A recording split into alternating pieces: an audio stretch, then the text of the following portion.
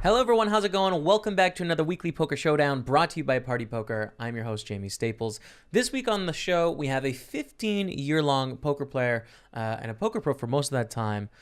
One of my colleagues on Party Poker Team Online, Courtney G, known as Courtney B on Twitch. She's going to be joining me.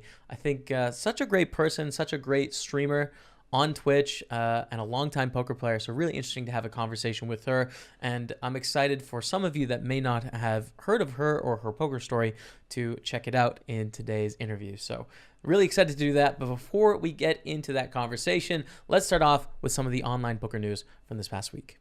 Some of the results from this past Sunday, we had Bankroller, who was a UK-based player, took down the $2,100 Bounty Builder Series event on PokerStars. The win was for $102,000, and it comes a fortnight after he won the Sunday Million for $105K. So that is a heater. I want to learn from that guy. Congratulations.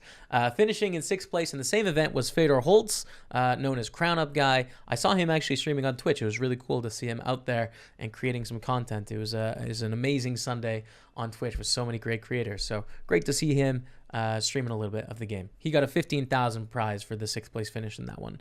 Meanwhile, the Party Poker Million hit the guarantee. Oh, come on, man, that felt good. It was good to get there with 5,287 entrants, building a $1,057,000 prize pool. Abe Jogli Belay won the event for $130,000. Apologies on the name. Following a three-way deal with Bite Me, finishing second for $112,000. So big congrats, and I'm hyped that we have over $1 million prize pool going on every week now on Party Poker. Love to see it. First piece of industry news today is actually a story from me.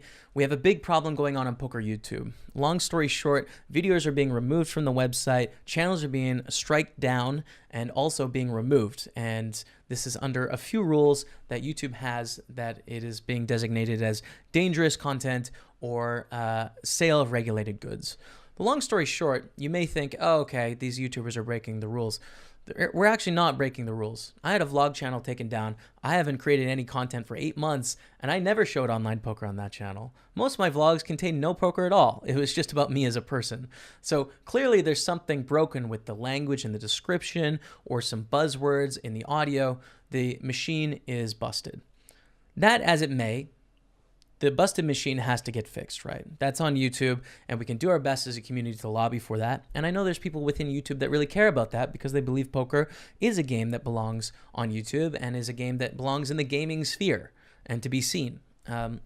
But in the short term, we have people that are on strikes for a week or strikes for 2 weeks that can't upload content on their channel. I'm lucky because I'm a Twitch streamer, so I don't rely solely my income on YouTube. But a lot of the live poker community, that's their primary source of uploading content about poker. And if we want poker to continue to thrive and grow into the future, we need to make sure poker is on the biggest video platform on the internet. So we have a problem. Poker's being wiped away, and we need to ensure that it's put back because we're not actually doing anything wrong here. So my strategy is to centralize all the information.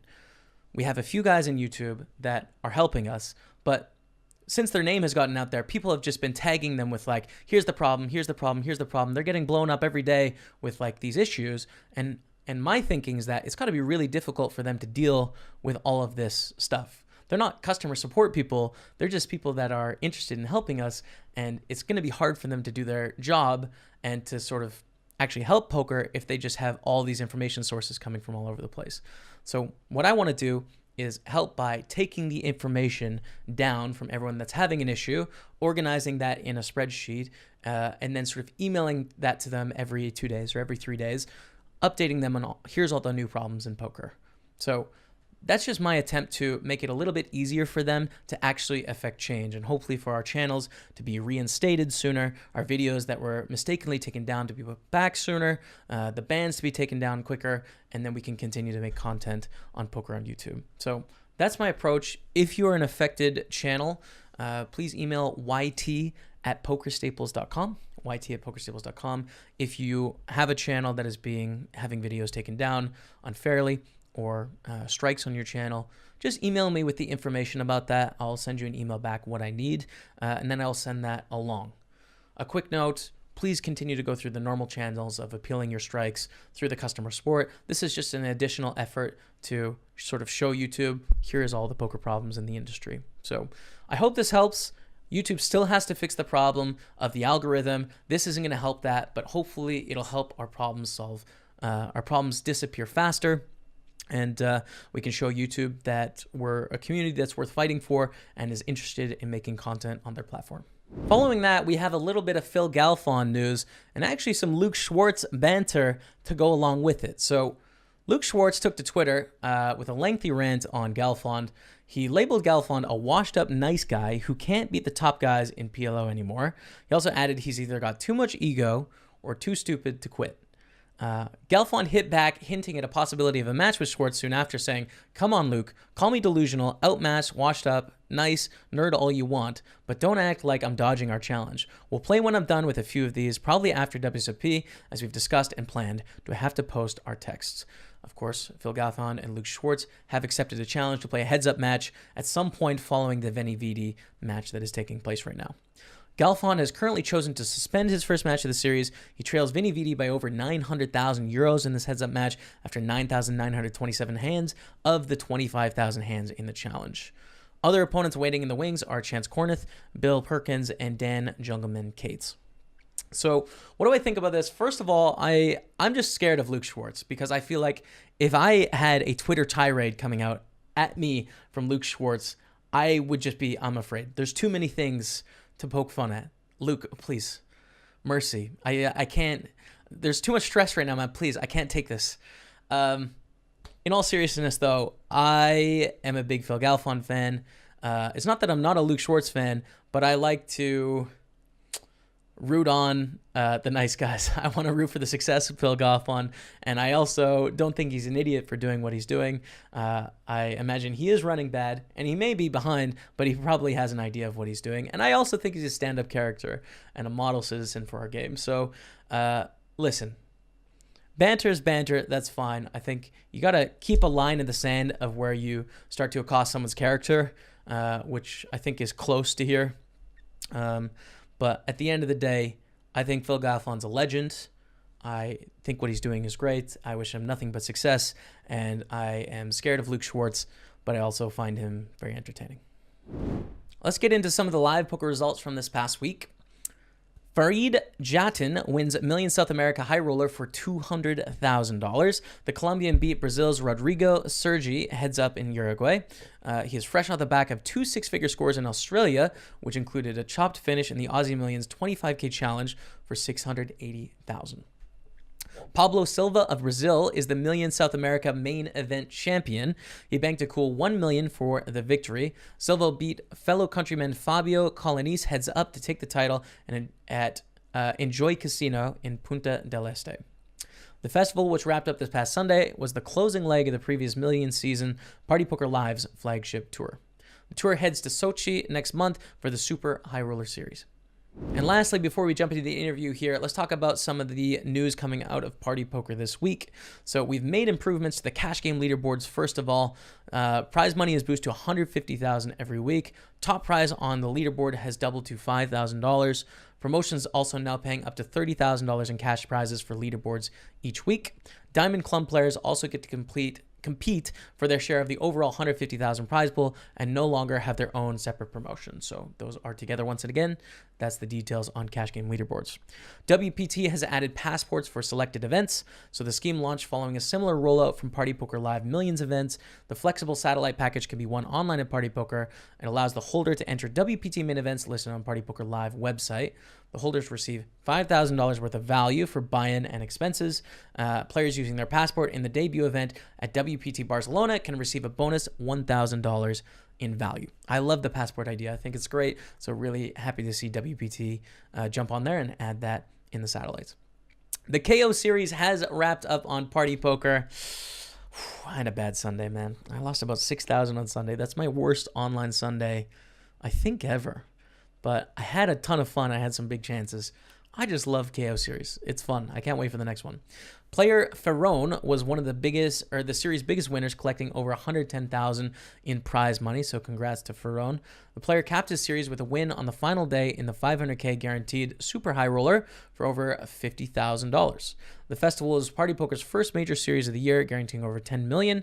Renato Nomura became Team Party Poker's first champion in the series after he took down the 20K guaranteed 6max PLO for $7,858.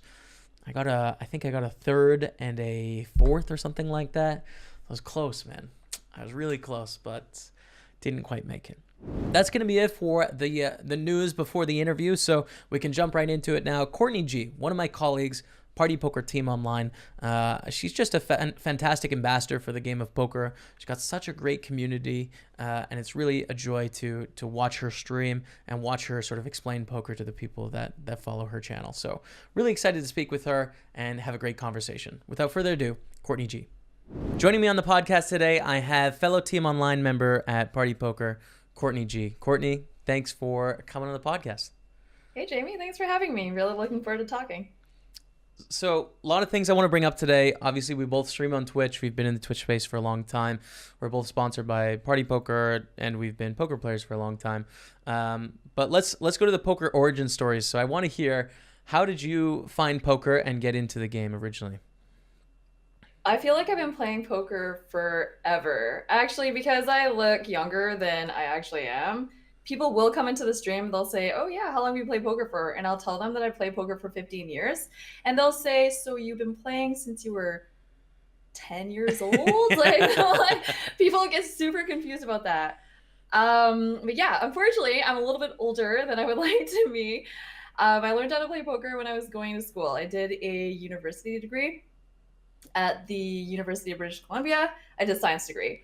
And while I was going to school, I met some people and we played home games. And it was super addicting. It was so fun. We stayed up till 7 a.m, gambling for 10 cents at a time. It was good times. So when you were in school, did you catch the bug in a big way to where you were like, wow, I really want to do this? Or were you kind of still focused on your schooling all the way through? I was always too afraid to quit school. Even though I really was not super interested in what I was doing by the time I was done my second year, I really didn't want to finish without the degree. Yeah. So I kept going. But it was really hard because I loved it so much. And I remember when I first got into online poker, because we weren't playing enough home games, obviously, for me to satisfy my newfound addiction. So yes. I went online and I looked for online games, and I got some of my friends into the online games too. And they would message me and be like, yeah, I'm sitting in class right now with my laptop playing poker. I don't even know why I'm here. I should just go home and play, I think it was playing cash games or whatever. And it was so addicting and tempting to not pay attention to school. So I did finish my degree, but I didn't want to be doing it. Yeah. I have the same story, except I didn't finish, but it took me a long time to build up enough courage to actually go for it, because it's so scary when you're in that spot and you're on a path in life and it's the path you're supposed to take, and then there's this curveball that half the population has no idea what it even is. It's a terrifying idea to just close up shop and follow your passion, I sometimes have regrets about not just doing it, though, because those were the good old days. Those were the days where you can sit there and make money doing nothing. It was so easy to build a bankroll back then. And I almost feel bad when people these days tell me what's the best way to build a bankroll, or how did you build your bankroll? And I was like, well, I didn't really do anything. I just played poker. Yeah. I looked up a little bit of strategy, and it was so easy relative to now. Yeah. So it kind of makes me wonder what maybe I'd be doing now if I just stopped doing my degree, because I obviously am not using my degree at this exact moment in time. Right.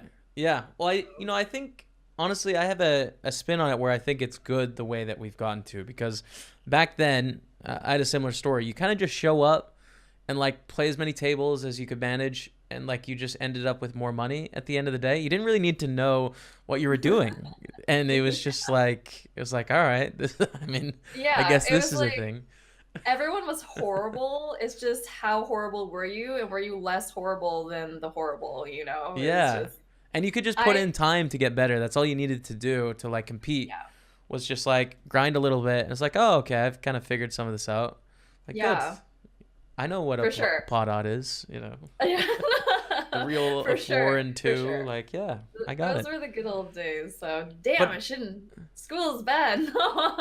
but it's not sustainable, right? Like, I think it's okay because then you're gonna get a bunch of people that get into it with false pretenses of like just money, right? It's like if there's no passion for the game, they're there for an easy living.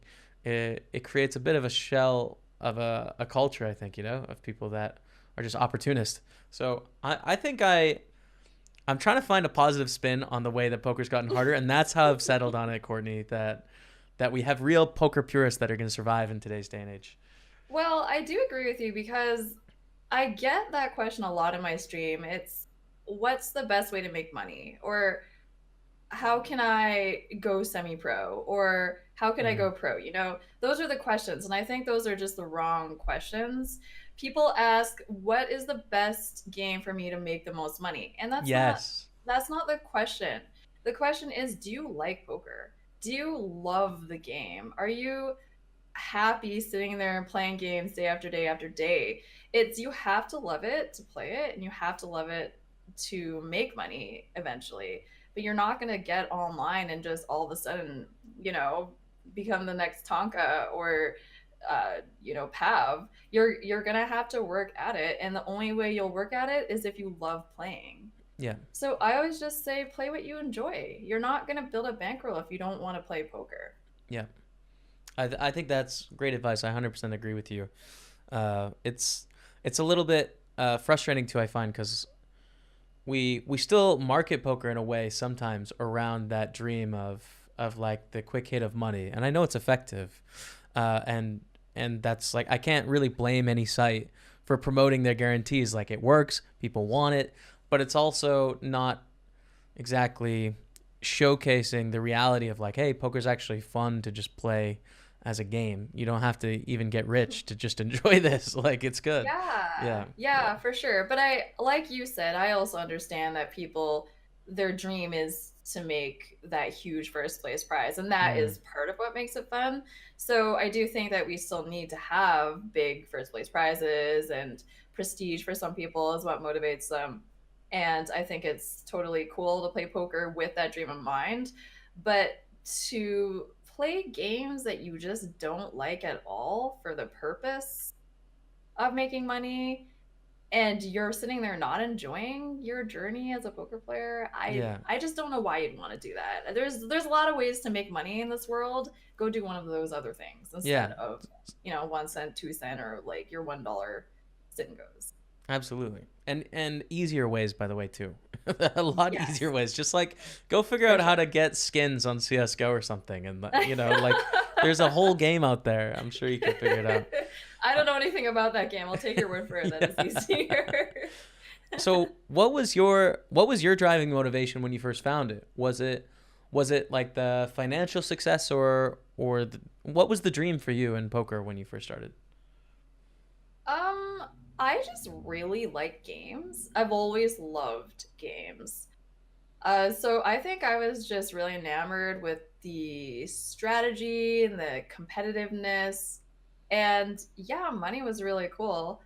And just getting better and making more money, I guess. But money is, I guess, at the start, kind of just an indicator that you're good or that you're winning or whatever. So for me, it was obviously cool to me making the money, but it was almost like, oh wow, this is awesome. I'm getting better. I'm building a Mm. bankroll. Like all of a sudden, the first $1,000 takes the longest to make when you're a new poker player, but how good does it feel? Yeah. It is just the most amazing feeling. I made this $1,000.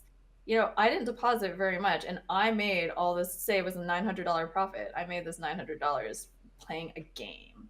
Yeah. It's like, really? You can do that? You can make literal thousands of dollars playing a game? I thought it was so amazing. Yeah. So that's what got me really, really into it. Yeah. I can feel that coursing through my body right now. Like I remember Yeah, the feeling. It's it's the good. best. I mean, I think there's nothing better than your first 1,000, your first 5,000, your first MTT win, your first, all those milestones. I don't want to say that I've never felt as good again playing poker, but I mean those feelings. I mean, they're just so incredible. Hmm. I was I like honestly miss them a Yeah, lot. yeah. Well, that leads into my next question because I feel like you've played a lot of genres in poker. Like when I first came to know you, well, I knew you from a televised cash game. We'll get there. Oh, But then, yeah. but then I think of sit and goes, and then I think of spins, and maybe there was a cash game in there, and then some tournaments. So I feel like you played a lot of genres. Um, do you miss any of those? Like describe those different periods of life and sort of the differences of these games that you've played over your career. It's actually funny thinking back to all the different games that I played because so many of the really amazing, sick players today used to play all those games. For example, Ben CB, I remember him playing six max cash games. Mm. Sorry, not cash games, Singos, because I used to play those. And I remember thinking not very much of him and being, oh, okay, whatever. He's just a reg. I didn't really think, oh, he's the sickest. Oh, he's so good. And then now you see him and he's terrorizing everyone in MTTs. Yeah. So it's really weird to go to think back to my experience in all these other games because I played with so many. Same with Tonka. I mean, he was playing. I never really got into six max hypers, but you'd occasionally see him in other sit and goes as well. People who play sit and goes, they go and play a lot of other different games or different, I guess, speeds of sit and goes when they need action. Hmm. And I never thought that he was going to become this big, amazing, high stake crusher and Twitch god. Like Hmm. it's so interesting to think about how far people have come and just how things have changed for them. Yeah. I probably had the most fun playing for a living at Hyper Heads Up sit and goes when I used to play those. The problem is those turned really predatory and really, really political at the end, and they Really. were not fun at the end. But Mm. at the start, they were really fun. Political. That's Um, interesting. So you had to know people to be able to compete in the games, or? yeah, what ended up happening was people. So the lobby systems usually are you sit in a lobby and you wait for someone to come play you, and people didn't want bad regs, quote unquote bad regs, to be able to sit the lobbies and get the so-called fish. Mm. And so what started happening was groups were formed to gang up on these people who were sitting in the lobbies that they didn't think were worthy of sitting in the lobbies. And these people who were being ganged up on had to play regs all day long. And Right. that's really, really hard. Yeah. Obviously, when you're playing regs and not recreational players, there's a lot of variance and it can be hard to make your living. Yeah. So that's what ended up happening. Like And obviously you're that's talking to someone who is sorry, go ahead. no, that's okay. I mean, I was just gonna say like it in the poker community. Obviously, that's just really toxic for the average poker player that just wants to play a game. Like it's a Yeah. super toxic environment. But to step out and view it from like just an economics or like a game point of view, it's so interesting how like groups form to attack like weaker players to like force them out. Like it's this whole weird economic organism basically like eating itself. Like it's really Yeah, weird. it's like being out in the wild. Yeah, Yeah. it's just ridiculous. I mean, I was in one of the groups. I Mm. was in the 200 Hyper Heads Up group, and it became it got to a point where you had to start submitting EV graphs to people to prove that you're good enough to stay in this group, and you had to start playing a certain number of games in order to play enough. And people are like, oh, you don't play enough games, I don't think you should be in this group, you're not playing enough poker in a month. And it's like, are you serious? Why am I still doing this? So Right. that's why I ended up leaving, because I didn't want to be part of that anymore. Feels a little Lord of the Flies. I don't know. It's a Oh, bit it's much. insane. Yeah. So yeah, I was still playing them when I started streaming on Twitch. Hmm. But once I started streaming more and realized that I really enjoy streaming, I quit Hyper Heads Up completely because just didn't want to be part of that. Right. So that was number one. It seems like in like most fun. Where were spins in your progression? Did you enjoy the Oh, spins? last. Horrible. Yeah. Okay, no, I would say I think my biggest problem was I overestimated my ability and I jumped in way too fast. So I was trying to play spins on stream.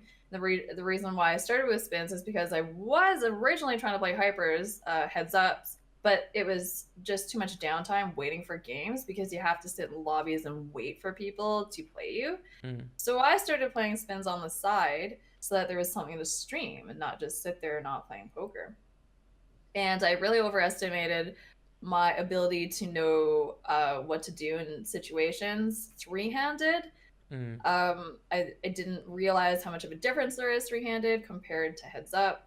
So obviously I was happy once I got heads up and spins, but three-handed was tough for me. So I would say that I shouldn't have played the stakes that I played. I shouldn't have played hundreds. 60s were fun. Hundreds, I was not winning at those. mm, 60s, and probably 60s, my win rate wasn't that great either. mm. And Yeah. now tournaments. We all end up Yeah. as tournament donks at the end of the day. So how do you feel about the tournaments? I played tournaments actually. They were that was the main game I was playing when I first quit my job to play poker for a living. I was playing tournaments, and I had really, really, really crazy downswings in those big fields back in the day because this is Yeah. back when Double Deuce was paying $30,000 or something like that. Yeah, that was It the old was full tilt double deuce. That was a yeah, classic. Yep. yeah. Mhm.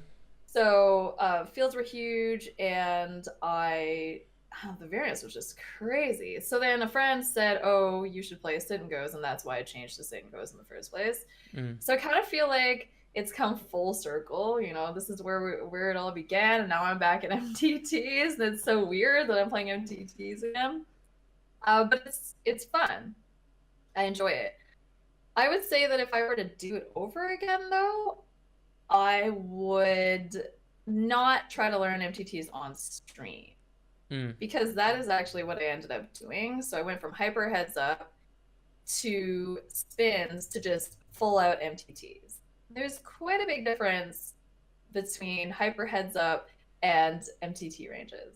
Right. And I did not take enough time to learn the ranges before I started streaming. In fact, I took no time. I just Right. said, well, let's just stream some MTTs and let's see how it goes, And that was not smart because I mean, obviously I had endless leaks and people would come in constantly into the stream and go, "You suck, you're horrible, like what are you doing? This is an obvious call or that's an obvious fold. What's wrong with you?" Yeah. So it wasn't the smartest way to do it, to transition, I should say. Mm.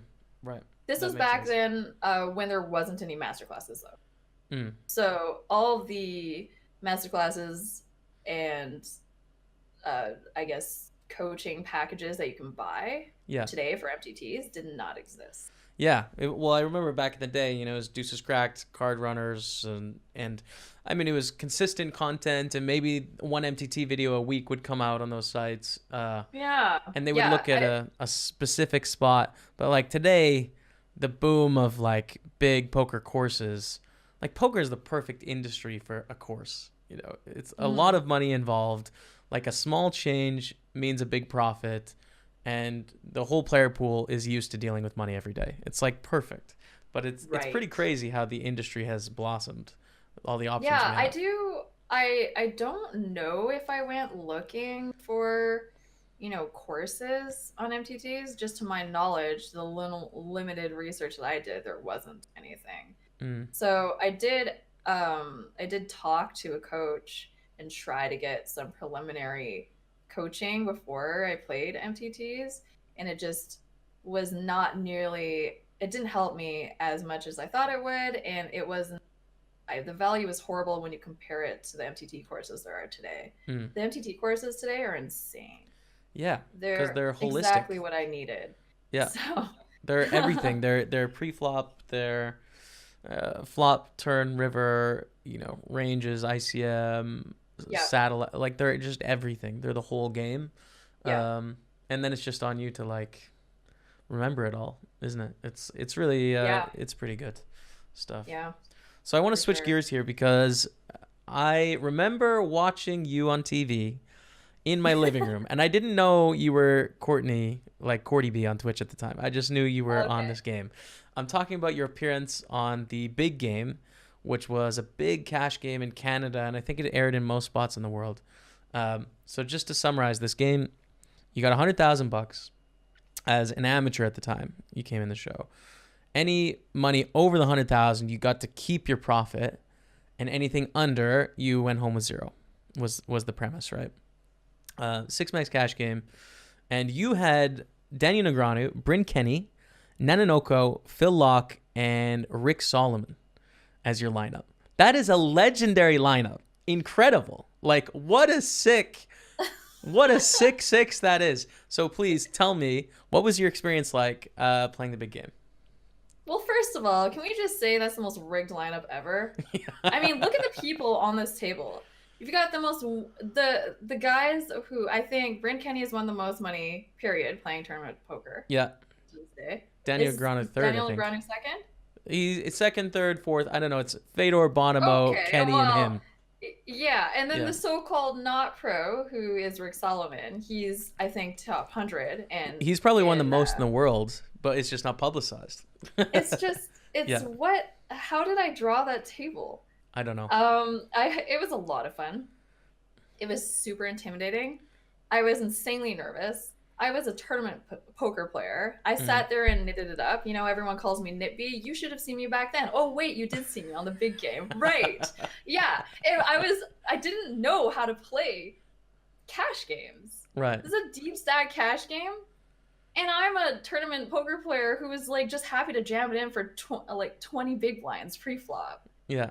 So it was really, really intimidating, and I didn't know what I was doing.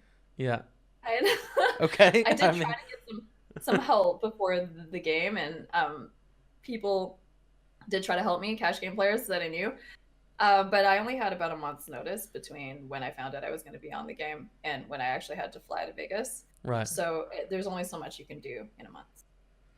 It's a funny story. I think Kevin was in the cutting room floor for that game. I remember talking with him, our former colleague Kevin Martin, who is sort of definitely retired from streaming, sort of retired from poker. He sent in an application, and I remember him telling me about it. Like, he got out all these graphs, and he was like talking about like his win rate at $2 NL and stuff. And like they just cut him at the end, but he almost got in there. Yeah, it's Wow. true. Really? Yeah. I think it was that one. It might have been the Shark Cage, but I think it was that one. That is so funny. So how many hours of the day does it take to film, 100 cash game hands? I'm not exactly how long it took from start to finish. But all day, it's an all day production for sure. Mm. People ask all the time whether it was just all filmed in one day and then cut into 5 pieces for the Monday through Friday. And yeah, it is all filmed in one day. Otherwise, that would be really funny if everyone wore the same shirt Yeah. every day. They're like, okay, make sure you remember to wear that same shirt tomorrow. So no, it's Come all play on 20 Monday. hands. Yeah, exactly. Um, but I'm not exactly sure how long. Yeah. We Right. do have to stop in the middle of some hands and wait for the producer to tell us when we can keep going. Mm. So if there's something special that they want to do in the middle of the hand, you have to stop and there's waiting around a little bit for that kind of thing. So Mm. that definitely makes it slower. So I was watching a little bit before we did this interview as I was having dinner, and I saw the all-in Queens versus tens against Solomon. He spikes a 10. I thought it was really interesting how he decided to run it 3 times on the turn, right, to give you like additional chances. We know as poker pros, like the EV doesn't change there, but the commentators was like, "Oh, what a nice guy! Like a generous offer from Rick Solomon to run it 3 times. Like he came out as the hero." And he just Yeah. spikes the set against you. So do you still think about the game and like any regrets in regards to the whole experience, or how do you feel about it now? So this is gonna sound so stupid. My biggest regret is not sitting there with my arms on the rail instead of my hands in my lap. That is because so many people said afterwards, Courtney, you sat there and looked so stupid. Why didn't you put your hands on the rail like a normal human? And my answer is that I didn't want everyone to see my hand shaking because I was so nervous. I didn't want them to know that I was so nervous. But I didn't know that it would look really weird sitting up straight with my hands down on my lap and then you not being able to see them. So Right. that's my biggest regret. Not folding fives under the gun like all of you guys like to berate me about. Yes, I wish I'd raised that, but come on. Come on. It was firsthand. I was nervous, okay? Give me I a love it. break. I think it's a great answer. I think it's good. Um, As for thinking about it though, mhm. I actually didn't think about it before I started streaming. People bring it up all the time now because it gets played on the Run It Up channel and Yeah. it's on YouTube. But I never thought about it for years and years and years. It happened 9 years ago. Mhm. Yeah, it happened 9 years ago now. And I didn't think about it because I didn't win any money. I thought, well, that's it. I gave it my shot. I guess I'm going to remain a nobody in poker. Oh, well, time to go grind some MTTs. Yeah. Right. Yeah. So it's actually pretty interesting now. I feel like more people are watching it now than they did back then and coming into my stream and saying, oh, you're from the big game or were you that girl in the big game? So I hear way more about it now than I did back then. Yeah, that's really interesting. Okay, so I wanna get into just your life outside poker a little bit too, just to get to know Life outside poker? life outside poker. It's a What? thing, right? Oh, okay. So like if when I leave the house, I don't do that. First question: do you leave the house? Yeah, no. You're living in Vancouver, so I wanted to know, how long have you been in Vancouver? So I actually live outside of Vancouver because I am not rich enough Right. from my, party sponsorship and MTTs to live in Vancouver. I Right. have a shack, outside Vancouver. It's an amazing place to live.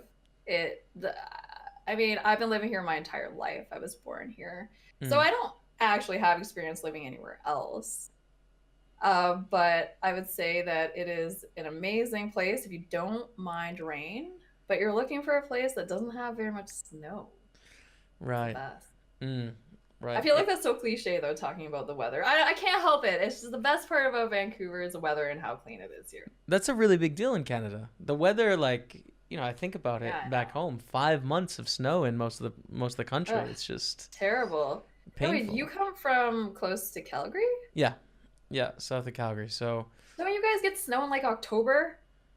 yeah, we get snow like October, late October, and then it kind of melts in like early April. Oh, Yeah, that's terrible. yeah, No, it's not never ideal. living there. It's I don't know why we decide to do it to ourselves, but that's okay. Canada is a great country. So, It is. if you're taking an outing, you're leaving the house, no streams, no poker. What are you doing in Vancouver? Like, what's an off day for Courtney? Vancouver is, I feel like, so far to Right. drive. Well, it takes me about half an hour to get to Vancouver. To get downtown, it takes me maybe 45 minutes. Mm. And I would say if I wanted to go hang out in Vancouver, I would really like to go to Stanley Park on a nice day. It's really nice there. Take a bike ride is really nice. That's something I've been meaning to do actually the last couple of years is spend a day on a bike and Yeah. just ride around. For some reason, living here, you just never end up doing it. You always think to yourself, "Oh, that's such a good idea," and you don't do it. Right. But there's a lot of good food in Vancouver too, so it's just fun to do something like that and spend the entire day and walk around and eat a lot of food. It's probably my Japa Dog bad. is amazing. What was that? Sorry.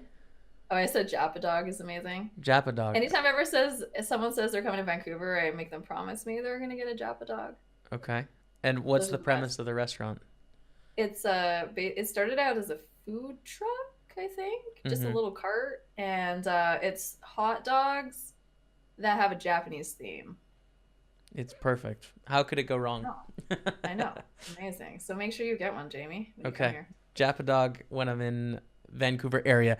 I'm probably a huge fish because I am not from there. So I just kind of group like Richmond and Burnaby and Vancouver and like just the whole metropolitan area together. I'm just like, yeah, that's all Vancouver, and you might have to drive to get into the middle. So I apologize to anyone from that part of that Oh part of the no, world. it's just funny how it's such a production to go to Vancouver, even though I live only 45 minutes away from downtown. Mm, It's really sad if you think about it, but it's a lot because of the traffic. We don't have as bad traffic as some places in the States, but it is pretty annoying to be driving around at rush hour time. So you go to Vancouver, you kind of got to make it a really quick trip and not do very much, or you got to go there all day if you live in the suburbs. Unless you like sitting in traffic, which I hate. right. Yeah. Absolutely. Well, there seems to be a quite big poker community in Vancouver. It seems like most of the relocations from the U.S. of poker pros either went to Vancouver or Mexico, and then a few went to Toronto as well. But it seems like the hotspot for that. So, are you connected with a professional poker community there, or do you kind of just like do your own thing on Twitch? I am not connected as much as I would like to be, I would say. I feel like not living in Vancouver, it's just hard to say, oh, let's meet up for, a quick snack, or let's hang out really quickly afterwards, just like, Mm, after you're done your grind. It's just not, it doesn't really happen as much as I would have liked. So I don't connect to my friends as much, including the poker friends. It's something that I should make more of an effort to do. I have considered moving to Vancouver to make it easier to, have these relationships with people who live in Vancouver, but I just can't pull the trigger because of the money. yeah. It's just so much more money. So it's one of those things where I'm not really as much part of the scene as I would like. For that reason, I don't really go play live ever. So I don't know any of the live players as well, and not really part of any home game scene either. So it's one of those things that I feel like I've missed out on a little bit because I don't live in Vancouver. Right. So maybe that's something that if I could go back in time, I would have changed Mm, that. And I obviously could still change it. I will say that my experience with the live poker scene in Vancouver is not a great one. I have not been impressed with how it's been in the last decade. But that being said, I haven't really tried it in the last 5 years, so maybe right. it's gotten better. People have said that there are some cash games at some of the newer casinos that have come up, so maybe I should go give them a try. Yeah, I had the same impression, but the last time I tried was like 7 years ago, maybe, when I was there Yeah, it before was really streaming. bad. Yeah, Yeah, like you'd find 2 5 games that were really reggy, and you're talking like a metropolitan area of like I don't know 4 or 5 million people, I like a know, I don't lot of poker understand. players, and it was just kind of dead. Yeah, There wasn't a live poker culture. I don't know, maybe it's the no. traffic, but LA does it. It can't be the traffic. LA's got it I know down. it's Yeah. so weird to me. I don't get it. The last time I went to a card room was at the River Rock. I mean, their poker is just terrible. But I went there just to see what was up, Hmm. and I said, "So do you have any 2-5 right now?" And she's like, "No. There's a waiting list though." And I was like, "Okay." And she said, "It won't run. Don't bother." And I was like, "Okay." Thanks. I won't come back. It's just terrible. But I hear there's some games down at Park and in Grand Villa. I just haven't had a chance to go. Mm. Yeah. Well, it doesn't seem like there's a lot of reason, but hopefully it upswings. I mean, compared to the other side of the country and playground poker in Montreal, like so Oh, many people are love that place and excited about it. yeah. So, It's um, night and day. It's so crazy. It's not fair. mm, Playground's amazing. it's yeah, yeah, I agree. So, I want to talk about Twitch a little bit because you're a veteran of Twitch. You've been around Twitch for a long time. How long exactly? Like, when did you start your channel on Twitch? It will be my 5-year anniversary in June. Yeah. So very early days, right? Like the Yeah. start. So I wanted to pick your brain. Like, how have you seen Twitch change over the last 5 years since you got started? There's so many more streamers now. It's crazy. Your options for watching a poker stream were really limited when I first started streaming. Mm, And now you've got so much choice.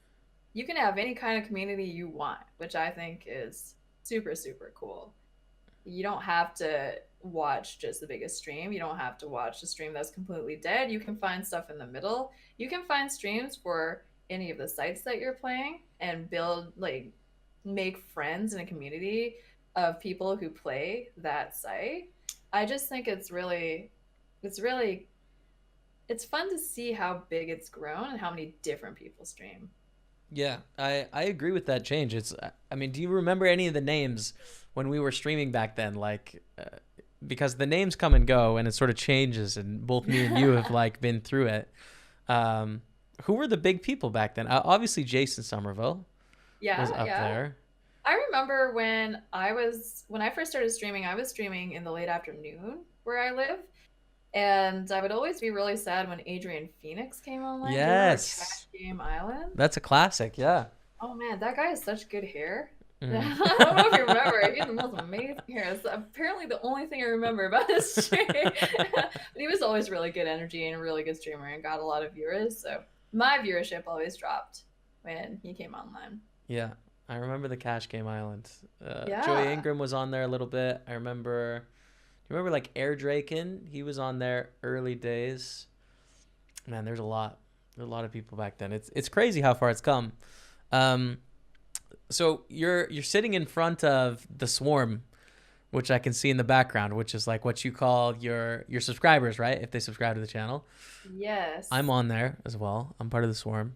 I think like definitely. 50 months or something. So you've been able to create such like a nice group of people that are like every time I come into your channel, I'm just so taken by like how kind and like supportive and interconnected your community is. I think it's such a great thing. So how have you done that? And just like, just give some advice to the streamers out there. Like, how have you been able to create that community? Well, the first thing I'll say is I could never do it without the regulars in my community. They're amazing. I have incredible mods. So thank you to all of my mods. A lot of my mods have been modding for me for years, and some of them don't even watch poker anymore, but they still come hang out in the stream and they're part of the community. So thanks Hmm. so much, guys. Really appreciate it. I would say that the biggest thing is that I pay a lot of attention to the chat, almost too much attention. So I would say that's the biggest thing is I really hate missing anything in the chat. So as a consequence, I really know what's going on. And it's allowed me to really get to know my viewers really well just over time because I see everything they say. Hmm. And um, I think that's part of what gets people coming back initially, people who like that kind of attention and community feel. Hmm. And then those people who like the community feel, they keep coming back and then they get to know each other as well. And I think eventually just people started actually caring about each other and Right. being friends. So I think that's the biggest thing is the fact that I care about what's going on in people's lives, and they all started caring about what was going on in each other's lives, and that's I think how it got started. Yeah, I mean, well, it's really remarkable because I think it's super hard to do today in the internet, like action, like things popping in our face, like it's just go go go go. So to actually have people want to like slow down and chill and hang with some people, like it's just it's hard. It's a hard thing to do. So I really admire how you've done that, and I try and learn from you as well in my own community to create those connections between people. So. Um, Yeah, it's my favorite part about streaming. That's why I still stream mm, because of that connection and just having the community. It's one of my I would say that those are my favorite memories of my stream. And when I think about going when I first started and now and just how people are actually friends and there's people who met in my stream who actually play games with each other outside the stream. They talk to mm, each other and they've actually become good friends. They mail each other presents for their birthdays. right. Just to see that that came from my stream, it's one of the best feelings. I love it. It's one of my favorite things about being a streamer. So it's one of the reasons I keep doing it and why I love it so much. Mm, that's really good. So Twitch poker. as a whole, do you have any thoughts about where we are now and I don't know, just like projecting into the future? What do you think is important for us as an industry to continue to get the game out there to people and like make it fun and interesting and exciting for people to play? I think we need to tell more people that we exist. First off, I feel Mm, like there's, so many people out there who play poker, but they don't know what Twitch is. mm, And so often I will talk to someone about what I do, they'll ask me what I do, and they don't know what Twitch is either. They don't even know that they can play online. You mm. can play online, you can play poker at your computer. They know what poker is. They know you can go to a casino and play poker, but they didn't realize you could, play real games. So talking to people and telling them that we exist, I think would be awesome. You go to a live event, tell as many people as you can. I'm a streamer. I stream. Come watch me. Come become part of the community. Come play home games, Just start playing online and realize that it's awesome. It's better than live, honestly. I think it's better than live. Mm. So I think getting the word out there that Twitch poker exists is, I think, really cool. Yeah, it almost seems like in poker there was a culture for a long time, and it still exists to some extent, where people were embarrassed to be poker players. Like even Yeah. professionals. Like I remember the old 2+2 threads of people mocking the guy that showed up in the hoodie, the full tilt hoodie, and making fun of that guy, basically like, like as if like, oh, you care about a site, what a loser. Like was the Yeah. premise. And Yeah. that was like very prominent in poker. And I find it just so weak. Like we're so vulnerable and insecure to have to like poke fun at people that actually care about our game. Imagine that in a sport, like someone caring about a team and being the butt of the joke by people that play that game for a living. It's Yeah, absurd, right? yeah, that would never happen. Something Ever. needs to be better than that. Hmm. I think I agree. I think there needs to be a culture shift there to where we're proud of what we do. Yeah, and I think that, not being afraid to talk about it, not feeling, I don't know, bashful or embarrassed by it for Mm, sure, because I have gone through a lot of that over the years that I played poker. What do you do? And it's like I almost I don't want people to ask me that question, but why? mm, That is so dumb. Why would I not be excited to tell people what I do right. and be excited about telling them to watch my stream even, but I'm not for some reason. I don't go out there and say, "Hey, you should watch my stream." I almost just don't want to talk about it. It's Mm. also because I swear a lot in my stream. So sometimes when people are like, "You're like, oh, can I watch you?" Sometimes I'll say, "Yeah," but if you're offended by the F word, maybe don't. So that's one of the problem. Or like my mom wanted to watch my stream. Sometimes I was like, "Mom, don't Yeah. watch my stream, Mom. I'm sorry." So maybe I should fix that. But yeah, I when I tell people what I do for a living, I'm not as excited as I would be if I like were a lawyer, for example, Mm, like people who are really proud of what they've accomplished. So I yeah. feel like even from my point of view, I need to change my attitude about it. Yeah. I get like where I think it comes from that some of the world doesn't understand. Like I don't know if you have an interesting story where you told someone what you do. For me, it always seems to happen at banks. Like, do you have a horror story of a reaction? What's your best I reaction haven't to I wore play poker? I haven't wore and I was offended because recently I was talking to someone about playing poker for a living. And um, I said the game has changed a lot, and people who, they had degrees, they were playing poker for a living back then, they just don't want to play it anymore because for whatever reason, they want to go back and get a regular job. And they're finding a hard time, you know, getting work because they don't have the experience.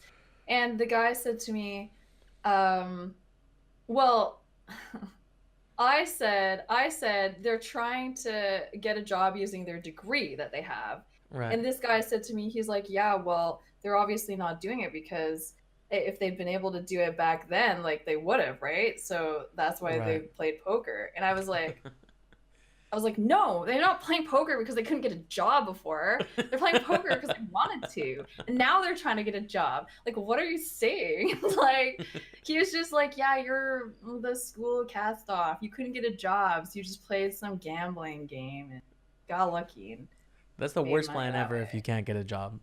Just by the way, by the way, Sorry? to that guy, that's the worst plan ever if you can't get a job to start, Oh, trying yeah, to no, turn for pro sure. is not the way. Yeah, that's a classic. I always go into the bank, and they tend to give me like speeches to be careful and watch yourself. Oh, Yeah, I I've get never the had anyone say that to me patronizing. before. Yeah. I remember wiring some money to Vegas for the main event. So I sent 10K the year I went to play the main event, and I got the story about my daughter's, boyfriend's uncle was addicted to sports betting, so just be careful. I was like, "Yep." Gotcha. That's Did you say thank you? yeah, yeah, I don't know. It's just so I get that part. I guess I understand a little bit why people keep it in the community some, but it's frustrating nonetheless. Um, For sure. I think it's just sometimes you don't feel like answering a million questions too. yeah. And so when someone asks you what you do, I mean, I have made it up before just because I didn't want to talk about it. But when I don't want to answer too many questions, I'll just say, "Oh yeah, I play poker Mm, online." yeah. They always go, "Oh, you must be so good," and I'm like, I Are I'm you really good at okay." reading people? Yeah, that's yeah. Um, so I wanted to ask as well about some current events. Uh, YouTube situation going on with poker. I know that you have had two videos taken down or striked at some point in the last couple of months. So something I'm trying to spearhead and make a difference on. But like, I don't know. What do you think about poker on YouTube? Like, are we gonna be okay? Is it gonna be fixed? Like, is there any point in trying? I Oh, don't know. we have to try, but I just wish that they would make up their minds. Is it allowed or is it not allowed? And Mm, just be clear about it. It's really frustrating trying to build a channel and then stuff gets taken down. And the strikes, you go a week or 2 weeks without being able to upload. yeah. It's so, so frustrating. So I hope that we can get it resolved. It would just be nice to not worry about it anymore. Yeah, that's the worst part about it. And I know because my brother does some editing for our team and for you as well specifically. It's just like you're really in the dark as to like what even the problem was. Like it's not Yeah. always that you actually broke a rule. It can just be randomly some bot thought that that was not okay. So it's Yeah, well, really makes me glad for now that I'm streaming on Twitch and not YouTube. mm, Imagine if YouTube were your entire livelihood yeah, and stuff's getting taken down randomly and you don't know whether you're going to be able to make a living anymore. mm, I can't imagine what it must be like for some of the other content creators out there who are going through that. So yeah, I just really hope they get it. It just has to be clear and we have to know what we're doing wrong so we don't do it anymore. right, yeah, If there is yeah. anything, I don't know. Yeah. And we're not all like breaking the rules on purpose. I think that was originally when these problems started happening. I think people were like, "Oh, well, you probably just did something you weren't allowed to do." But now that there's like 50 people, they're like, "Okay." Yeah. Yeah. Yeah, like something's broken. All right, that makes sense. Since there's so many of us, hopefully it will be something that will get resolved Mm. and going forward we'll be able to upload without worries because Yeah, it's a really good way to get the word out there about the game. absolutely. Yeah, the biggest video platform on the internet. So poker's got to be a part of that. Yeah. If people are gonna find out about the game, like we just talked about, it probably needs to be on YouTube. That's a big part of it. Yeah, for So, sure. For sure. I'm just so glad that they haven't banned it mm, because you're not able to stream on Mixer apparently if you're a poker player. right. That's what I heard. I haven't looked into it or anything, but that is so disappointing. Yeah, it seems like poker unfortunately is just on the fringe of whether it's okay or not okay with most of these companies. But I think it's a really good like lesson point to not be too dependent on one platform. Like even if Twitch disappears tomorrow, it's like scary for a lot of people. You know? Like it's really terrifying. So having other platforms where you can create and your audience can see you is a worthwhile investment, I think. So yeah, no, I agree. And I think that's just in life. Putting all your eggs in one basket, it's always a little bit scary. So anytime you're ever able to diversify or have additional sources of income is a good thing. Yeah, absolutely.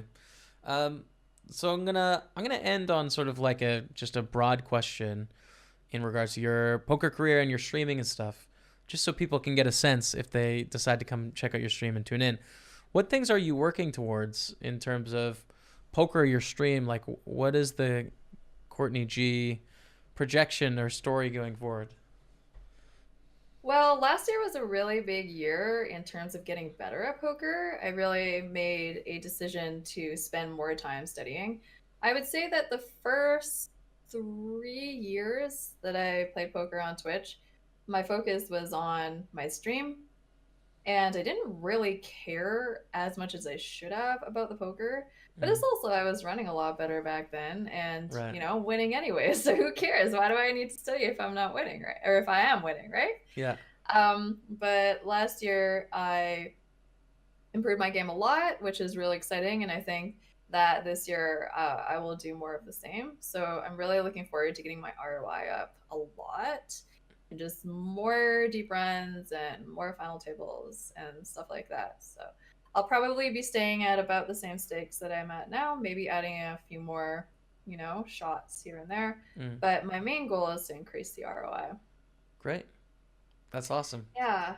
I also was thinking about doing some IRL streams in the future as well. So I'm kind of cool. brainstorming and trying to think of how I can stream for fun outside of poker down the road. So if anyone has any suggestions of stupid things that you want me to do, please take us to Vancouver. Please take me on a road trip to Vancouver. I'd love to see it. I would love to do stuff like that. I just don't know how it would work for data and stuff like that. Yeah. I've heard about streaming in Canada. Backpacks. I got told about that, so I just need to look into stuff like that. But I think it would be really fun. And I'm really looking forward to, in the future, streaming some other things besides poker. So I can't imagine not streaming. So I think Swarm's going to be a thing for a while. Great. That's really good. Courtney, thanks for taking the time today. I really recommend everyone tuning into the podcast. Check her out on Twitch and just see what her community is great. Like, see what it's like to hang out there, watch some poker. I think it's a really great spot to be. So I highly recommend. Courtney, thanks for taking the time. Thanks, Jamie. Appreciate it. Big thanks again to Courtney for coming on the podcast this week and talking to me for about an hour there. Great to speak with her, and I think you guys will agree. You should check out her channel. It's just, it's really great. So thank you, Courtney. Now, before I let you all go, we have the JS Poker Hero competition coming up. I'm going to sneak a quick plug in here. We are on iTunes and we are on Spotify now. So if you're watching this on YouTube, you can subscribe on Spotify or iTunes. You can always drop a rating as well. So that Party Poker says, like, hey, Jamie, we like this podcast. We're going to keep it going. We're going to keep doing this every week. That would be awesome. I'd appreciate that, guys, if we could just do that. So, yeah, I just wanted to let you all know in case you wanted to listen as opposed to just watch on YouTube. But let's get into our weekly competition here, where we have a representative of the show playing a big poker tournament on Party Poker every week that we can root on and hope for their success, okay? So last week's competition, we had a winner. Unfortunately, they did not quite make it. They did not cash the KO main event for which he won the ticket. He was in my Twitch channel, hyped up. I know you were sort of nervous but excited for the contest. Fell a little bit short, but thanks for playing. I mean, that's how it works, the higher buy-ins. Now, the winner from last week, we asked for the best cash game story, and the winner is Danny Arondi, who came up with this story. Not a cash game player, but I was in Amsterdam with my girlfriend, and she wanted to buy one pair of shoes quickly. That was obviously a lie. So half an hour while my girlfriend is fitting pants, I sit down on one of those benches they have for men to sit while the girlfriend is shopping, figuring I could play some fast forward. So I launch an LL50 table and I start playing. After 5 minutes, I double up. I joke to my girlfriend I'll pay for her shoes if I do it again. I continue playing while we walk in and out of shops. After an hour, I'm sitting at the table with $200, so I'll have to pay for her shoes. Shopping continues again. I say if I double again, I pay for the pants as well. 30 minutes later, I'm sitting with $350 and find queen, flop a set against lower while we're $200 deep. We get it in and I win. My girlfriend was pretty stoked. I was just happy to have Sunrun until my phone battery eventually died. There you go, my friend. I mean, free rolling the shopping on vacation in Amsterdam. I mean, that's the dream, dude. Just flick it a couple hands in on the NL50, skip the shopping. I'm with you on that style. I like it. So congratulations. You are going to be into the $215 Party Poker Million this week. Do the podcast strong. Hashtag JSPokerHero. Now, if you guys would like to enter this week's competition and win a ticket for next week, here's what you got to do. How much are Party Poker giving away weekly in their updated cash game leaderboard promotion? Winner is going to be chosen at random. That's right. It's a skill testing question where we inform you about something we're doing. See that? The smart minds of Party Poker with the double power there. I see what you're doing. Okay. Well, the winner's going to get a $215 Party Poker Million ticket. You're going to represent us next week. So get your entries in on Twitter. Hashtag JSPokerHero. That's it for the show this week. Everyone, thank you so much for taking the time and listening in. Fingers crossed everything works out with YouTube. Courtney G, absolute legend. Check her out on Twitch. That's going to be it from me. But until next time, we'll see you later.